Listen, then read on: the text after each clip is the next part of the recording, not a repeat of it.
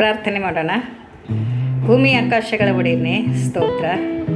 ಈ ಒಂದು ಸಮಯದಲ್ಲಿ ಕರ್ತನೆ ನಿನ್ನ ಪಾದದ ಬಳಿಯಲ್ಲಿ ಬರುವಂತೆ ಕೃಪೆ ತೋರಿಸಿದ್ರಿ, ಅದಕ್ಕಾಗಿ ಸ್ತೋತ್ರ. ತಂದೆಯಾದ ದೇವರೇ, ನಿನ್ನನ್ನು ಧ್ಯಾನಿಸುವಂತೆ, ನಿನ್ನನ್ನು ಕೊಂಡಾಡುವಂತೆ, ದೇವ ನಿನ್ನ ವಾಕ್ಯಗಳನ್ನು ಓದುವಂತೆ, ಅದನ್ನು ತಿಳಿದುಕೊಳ್ಳುವಂತೆ ನೀ ಕೃಪೆ ತೋರಿಸಿದ್ದಿ, ಅದಕ್ಕಾಗಿ ಸ್ತೋತ್ರ ಕರ್ತನೆ. ಅದನ್ನು ಸ್ವಾಮಿ ತಿಳಿಸುವಾಗ ನಿನ್ನ ಆತ್ಮನ ಮೂಲಕವಾಗಿ ನನ್ನನ್ನು ನಡೆಸು ಕರ್ತನೆ. ಕೇಳುವವರೆಲ್ಲರನ್ನೂ ಕೂಡ ನೀನು ಆಶೀರ್ವದಿಸು, ಆತ್ಮನ ಆಶೀರ್ವಾದದಿಂದ ತುಂಬಲ್ಪಡಲಿ. ಈ ಒಂದು ಸಂದೇಶದ ಪ್ರಾರಂಭದಿಂದ ಕೊನೆಯವರೆಗೂ ನೀನೇ ನನ್ನೊಟ್ಟಿಗೆ ಮಾತಾಡಬೇಕಾಗಿ, ನಿನ್ನ ಮೂಲಕವಾಗಿ ನಾನು ಕರ್ತನೆ ನಿನ್ನನ್ನು ಪ್ರಚುರಪಡಿಸಲಿಕ್ಕಾಗುವಂತೆ ದಯ ತೋರಿಸಬೇಕಾಗಿ ಕೃಪಾಳವೇ ನಿನ್ನ ಆತ್ಮದಿಂದ ತುಂಬಿಸಿ ನನ್ನನ್ನು ಉಪಯೋಗಿಸಿಕೊಳ್ಬೇಕಾಗಿ ಬೇಡಿಕೊಳ್ತಿದ್ದೇನೆ. ನಾನು ಕೇವಲ ಒಂದು ಪಾತ್ರೆ ಸ್ವಾಮಿ, ಆ ಪಾತ್ರೆ ತುಂಬಿ ಹೊರಸೂಸುವಂತೆ ನೀನು ಮಾಡ್ತಾ ಇದ್ದಿ, ಮಾಡಬೇಕಾಗಿ ಇನ್ನೂ ಹೆಚ್ಚಾಗಿ ಮಾಡಬೇಕಾಗಿ ನಾನು ಪ್ರಾರ್ಥಿಸ್ತೇನೆ. ದೇವಾದಿದೇವನೇ, ನೀನು ಕೊನೆಯವರೆಗೂ ನೀನಿದ್ದು ಅದ್ಭುತ ಕಾರ್ಯ ಮಾಡಿ ಮಹಿಮೆ ಹೊಂದಬೇಕಾಗಿ ಜೀವವುಳ್ಳ ಯೇಸುವಿನ ನಾಮದಲ್ಲಿ ಪ್ರಾರ್ಥನೆ ಬೇಡಿಕೊಳ್ಳುತ್ತೇನೆ ಸ್ವಾಮಿ, ಆಮೆನ್. ಕರ್ತನಲ್ಲಿ ಪ್ರೀತಿಯ ದೇವಜನರೇ, ಈ ದಿನದ ದೇವರ ವಾಕ್ಯಕ್ಕಾಗಿ ಆರಿಸಿಕೊಂಡಿರಲಿಕ್ಕಿರುವಂಥ ವೇದ ಭಾಗವು ಲೂಕನು ಬರೆದ ಸುವಾರ್ತೆ 18ನೆಯ ಅಧ್ಯಾಯ, ವಚನಗಳು 15ರಿಂದ 17. ಇದರ ತಲೆಬರಹ ಹೀಗಿದೆ: ಏಸು ಚಿಕ್ಕ ಮಕ್ಕಳನ್ನು ಆಶೀರ್ವದಿಸಿದ್ದು ಎಂದು. ಏಸು ಚಿಕ್ಕ ಮಕ್ಕಳನ್ನು ಆಶೀರ್ವಾದ ಕೊಟ್ಟದ್ದು ಹೇಗೆ ಮತ್ತು ಯಾಕೆ ಆಶೀರ್ವಾದ ಕೊಟ್ಟನು, ಯಾಕೆ ಚಿಕ್ಕ ಮಕ್ಕಳನ್ನೇ ಆಶೀರ್ವದಿಸಿದನು ಎನ್ನುವಂಥ ವಿಷಯವನ್ನು ನಾವು ನೋಡಿಕೊಳ್ಳೋಣ. ಏಕೆಂದರೆ ದೇವರ ವಾಕ್ಯ ನಮ್ಮನ್ನು ತಿಳಿಸ್ತದೆ. ನೀವು ಚಿಕ್ಕ ಮಕ್ಕಳಂತೆ ಆಗದೆ ಹೋದರೆ ಪರಲೋಕ ರಾಜ್ಯವು ನಿಮಗೆ ಸಿಗುವುದಿಲ್ಲ, ದೊರೆಯುವುದಿಲ್ಲ, ಪರಲೋಕ ರಾಜ್ಯವನ್ನು ನೀವು ಕಾಣಲಾರಿರಿ ಎಂದು ದೇವರ ವಾಕ್ಯವು ನಮಗೆ ತಿಳಿಸುತ್ತದೆ. ಆದುದರಿಂದ ಪ್ರಿಯರಾದವರೇ, ಈ ಒಂದು ಸತ್ಯವೇದದ ಭಾಗವನ್ನು ನಾವು ಮೊದಲು ಓದಿಕೊಳ್ಳೋಣ. Luke chapter 18 verses 15 to 17. ಕೆಲವರು ತಮ್ಮ ಕೂಸುಗಳನ್ನು ಸಹ ಯೇಸುವಿನಿಂದ ಮುಟ್ಟಿಸಬೇಕೆಂದು ಆತನ ಬಳಿಗೆ ತರಲು ಶಿಷ್ಯರು ಕಂಡು ಆತನನ್ನು ಅವರನ್ನು ಗದರಿಸಿದರು. ಆದರೆ ಯೇಸು ಆ ಕೂಸುಗಳನ್ನು ತನ್ನ ಬಳಿಗೆ ಕರೆತರಿಸಿ, ಮಕ್ಕಳನ್ನು ನನ್ನ ಹತ್ತಿರಕ್ಕೆ ಬರಗೊಡಿಸಿರಿ, ಅವುಗಳಿಗೆ ಅಡ್ಡಿ ಮಾಡಬೇಡಿರಿ, ದೇವರ ರಾಜ್ಯವು ಇಂಥವರದೇ. ನಿಮಗೆ ಸತ್ಯವಾಗಿ ಹೇಳುತ್ತೇನೆ, ಯಾವನು ಶಿಶುಭಾವದಿಂದ ದೇವರ ರಾಜ್ಯವನ್ನು ಅಂಗೀಕರಿಸುವುದಿಲ್ಲವೋ ಅವನು ಅದರಲ್ಲಿ ಸೇರುವುದೇ ಇಲ್ಲ ಎಂದು ಬರೆದಿದೆ. ದೇವರ ನಾಮಕ್ಕೆ ಸ್ತೋತ್ರವಾಗಲಿ. ಈ ವಾಕ್ಯದಲ್ಲಿ ಯೇಸು ಚಿಕ್ಕ ಮಕ್ಕಳನ್ನು ಆಶೀರ್ವದಿಸುವುದಕ್ಕೆ ತನ್ನ ಹತ್ತಿರಕ್ಕೆ ಕರೆದಿರುವಂಥದ್ದನ್ನು ನಾವು ನೋಡ್ತೇವೆ. ಯೇಸು ಗಲಿಲಾಯದಲ್ಲಿ ಮತ್ತು ಅನೇಕ ಊರುಗಳಲ್ಲಿ ಹಳ್ಳಿಗೂ ಕೇರಿಗಳಿಗೂ ಹೋಗಿ ಆತನ ಸುವಾರ್ತೆ ಸಾರ್ತಾ ಇರುವಾಗ ಆತನ ಶಿಷ್ಯರು ಆತನನ್ನು ಹಿಂಬಾಲಿಸಿಕೊಂಡು ಹೋಗ್ತಾ ಇದ್ರು. ಆತನ ಶಿಷ್ಯರು ಆತನನ್ನು ಹಿಂಬಾಲಿಸಿಕೊಂಡು ಹೋಗುವುದಲ್ಲದೆ ಅನೇಕ ಜನರು ತಮ್ಮ ಮಕ್ಕಳನ್ನು ಯೇಸು ಸ್ವಾಮಿಯ ಕೈಯಿಂದ ಮುಟ್ಟಿಸಬೇಕು ಎನ್ನುವಂಥ ಒಂದು ಉದ್ದೇಶಕ್ಕಾಗಿ ತಮ್ಮ ಮಕ್ಕಳನ್ನು ತೆಗೆದುಕೊಂಡು ಬಂದಿದ್ದರು. ಅದಕ್ಕೋಸ್ಕರ ಆತನು ಹೋಗ್ತಾ ಇರುವಾಗ ಮಕ್ಕಳ ಗಲಾಟೆ ಬಹಳ ಆಗ್ತಾ ಇದ್ದದಕ್ಕೆ ಶಿಷ್ಯರೇನಂದರು, ಅವರ ತಂದೆ ತಾಯಿಗಳು ಯೇಸುವಿನ ಹತ್ತಿರ ಮಕ್ಕಳನ್ನು ತೆಗೆದುಕೊಂಡು ಬರುವಾಗ ಆ ತಂದೆ ತಾಯಿಗಳನ್ನು ಗದರಿಸಿದರು. ಯಾಕೆ ನೀವು ಗಲಾಟೆ ಮಾಡ್ತಾ ಇದ್ದೀರಾ? ಯಾಕೆ ಚಿಕ್ಕ ಮಕ್ಕಳನ್ನು ಯೇಸು ಸ್ವಾಮಿ ಹತ್ತಿರ ತೆಗೆದುಕೊಂಡು ಬರ್ತಾ ಇದ್ದೀರಾ? ದೂರ ಸರಿರಿ, ಹತ್ತಿರ ಬರಬೇಡ್ರಿ ಅಂತ ಹೇಳಿರುವಂಥ ವಿಷಯ ಕೇಳಿದಾಗ ಯೇಸುವಿನ ಕಿವಿಗೆ ಈ ಮಾತು ಬಿತ್ತು. ಅದಕ್ಕೋಸ್ಕರ ಆತನೇನು ಹೇಳಿದನಂತಂದರೆ, ಮಕ್ಕಳನ್ನು ನನ್ನ ಹತ್ರ ತೊಗೊಂಡು ಬನ್ನಿರಿ.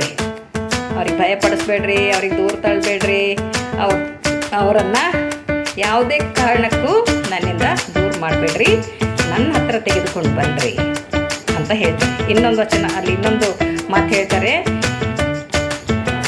ಅದನ್ನ ದೇವರ ರಾಜ್ಯವು ಎಂಥವರದು ಚಿಕ್ಕ ಮಕ್ಕಳದೇ. ಚಿಕ್ಕ ಮಕ್ಕಳಂದ್ರೆ ಯಾರು? ಭಾಳ ಜನ ನಾವು ಈ ಲೋಕದಲ್ಲಿ ನೋಡ್ತೇವೆ, ಅಯ್ಯೋ ಈ ಮಕ್ಕಳು ದೇವರಿಗೆ ಸಮಾನರು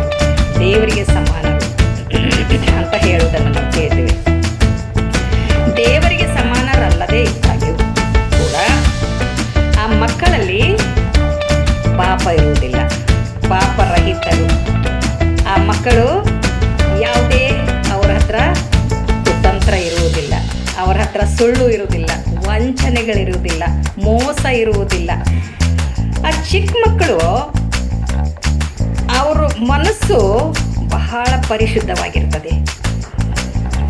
ಅದಕ್ಕೋಸ್ಕರ ದೇವರೇನು ಹೇಳ್ತಾ ಇದ್ದಾರೆ, ಚಿಕ್ಕ ಮಕ್ಕಳನ್ನು ನನ್ನ ಹತ್ತಿರಕ್ಕೆ ಬರಗೊಡಿರಿ, ಅವು ಬರುವುದಕ್ಕೆ ಅಡ್ಡಿ ಮಾಡಬೇಡಿರಿ, ಯಾಕಂದರೆ ಪರಲೋಕ ರಾಜ್ಯವು ಇಂಥವರದೇ ಎಂದು ಆತನು ಹೇಳುವುದನ್ನು ಕೇಳ್ತೇವೆ. ಅಷ್ಟೇ ಅಲ್ಲದೆ ದೊಡ್ಡವರಿಗೂ ಒಂದು ಕಿವಿ ಮಾತು ಹೇಳ್ತಾರೆ, ಏನಂತ? ಈ ಚಿಕ್ಕ ಮಕ್ಕಳಂತೆ ನೀವು ಆಗದೆ ಹೋದರೆ ನೀವು ಕೂಡ ಪರಲೋಕ ರಾಜ್ಯಕ್ಕೆ ಸೇರಲಾರಿರಿ ಎಂದು. ಎಂಥ ಅದ್ಭುತವಾದ ಮಾತು! ಚಿಕ್ಕ ಮಕ್ಕಳಂತ ಯಾರಿಗಂತಾರೆ? ಯೌವನಸ್ಥರು ಅಂತ ಯಾರಿಗಂತಾರೆ? ಮತ್ತು ವಯಸ್ಸಾದವರು ಅಂತ ಯಾರಿಗಂತಾರೆ ಎನ್ನುವಂಥದ್ದನ್ನು ನಾವು ಚಿಕ್ಕ ಮಕ್ಕಳಂದ್ರೆ 12 ವರ್ಷದವರೆಗೆ ಮಕ್ಕಳಿಗೆ ಬಾಲ್ಯ. ಈ ಬಾಲ್ಯದಲ್ಲಿ ಯಾವ ಕಲಹ ಇಲ್ಲದೆ ಮಕ್ಕಳು, ಆದರೆ ಈಗಿನ ಮಕ್ಕಳು ಆದರೆ ಇದು ಯಾರಿಂದ ಕಲಿತರು? ಇದು ಅನುಸರಣೆ ಮಾಡಿ ಕಲಿತರು.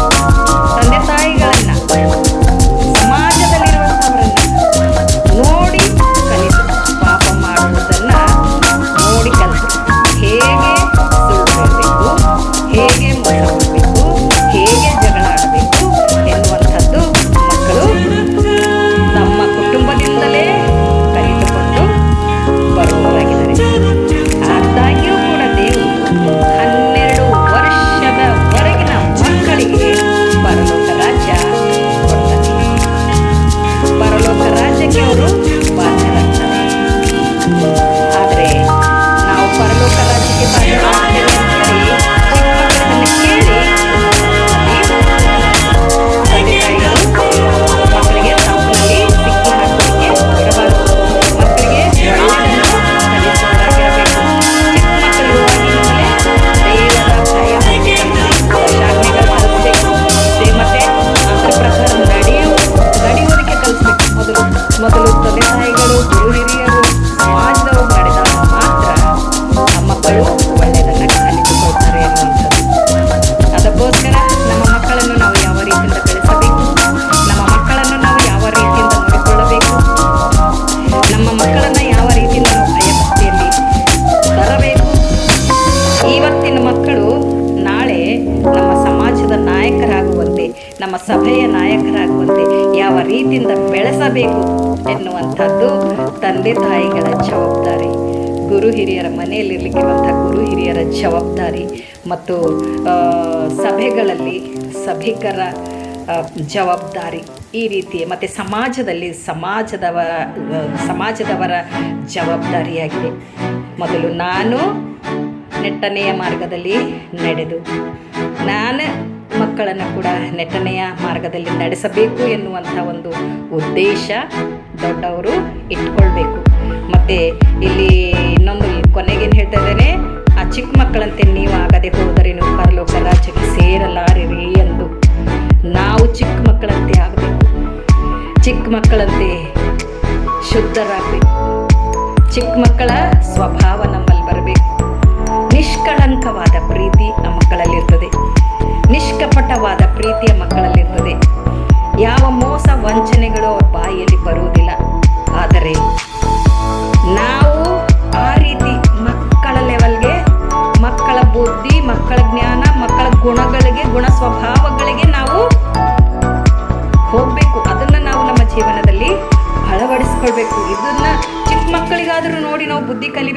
ಅನ್ನುವಂಥ ಒಂದು ವಿಷಯ ಇಲ್ಲಿ ಎತ್ತಿ ತೋರಿಸ್ತದೆ.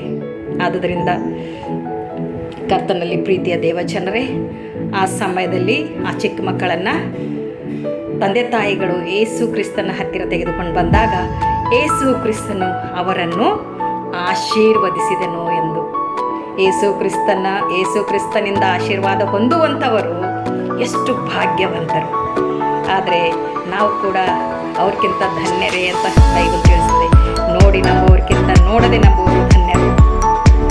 ನಾವು ಈ ಸತ್ಯವೇದವನ್ನು ಓದಿ ತಿಳಿದುಕೊಂಡು ನಾವು ದೇವರ ಆಶೀರ್ವಾದವನ್ನು ಹೊಂದಿದವರಾಗಿದ್ದುಕೊಂಡು ಆ ಮಕ್ಕಳು ಪರಲೋಕ ರಾಜ್ಯ ಸೇರಿದ ಹಾಗೆ ಹಿರಿಯರು ಕೂಡ ಟೀನೇಜ್ ಆಗಿರ್ಬೋದು, ಎಂಗೇಜ್ ಆಗಿರಬಹುದು, ಅಡಲ್ಟ್ಸ್ ಆಗಿರಬಹುದು, ಓಲ್ಡ್ ಏಜ್ ಆಗಿರಬಹುದು, ಯಾರೇ ಆದರೂ ಸರಿಯೇ ಅವರೆಲ್ಲರೂ ಪರಲೋಕ ರಾಜ್ಯಕ್ಕೆ ಹೋಗುವುದಕ್ಕೆ ಚಿಕ್ಕ ಮಕ್ಕಳ ಸ್ವಭಾವಕ್ಕೆ ತಿರುಗಬೇಕು ಎಂದು ಸತ್ಯವೇದ ತಿಳಿಸ್ತಾ ಇದೆ.